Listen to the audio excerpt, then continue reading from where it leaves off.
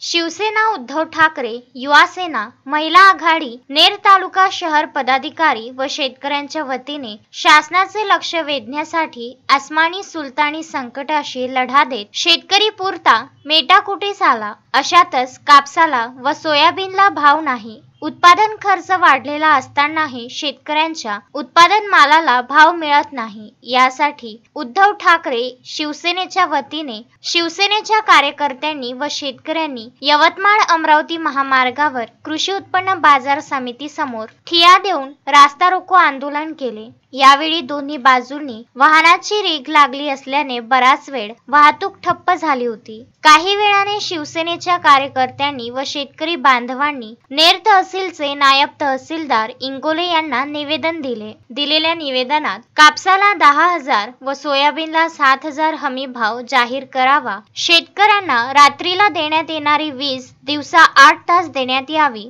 Failure झालेले डीपीचे transformer एकाच दिवशी बदलून द्यावे. अतिवृष्टीचे अनुदान तात्काळ शेतकऱ्यांच्या खात्यात जमा करावे. राष्ट्रीयकृत बँकेचे होल्ड केलेले शेतकऱ्यांच्या खात्यातील व्यवहार सुरळीत करावा. केंद्र शासनाने केलेला आयात करार रद्द करावा. शेतकऱ्यांना पीक विमा देण्यात यावा. पिकाची आणेवारी 50% आत करावी. वन्य प्राण्यांपासून शेतात झालेल्या नुकसानीची भरपाई देऊन प्राण्याचा बंदोबस्त करावा. या मागणीचा उल्लेख दिलेल्या निवेदनात आहे. गेल्या वर्षीही शेतकऱ्याची दिवाळी अंधारात गेल्याने शिवसेनेचे नेते संजय देशमुख व कार्यकर्त्यांनी दिवाळी तोंडावर असताना नेर तहसील कार्यालयाच्या प्रांगणात जमिनीवर बसून चटणी भाकर खाऊन शासनाचा जाहीर निषेध केला होता. यावेळी पोलीस कर्मचारी उपस्थित होते. नवनाथ दरोई, विदर्भ न्यूज, नेर.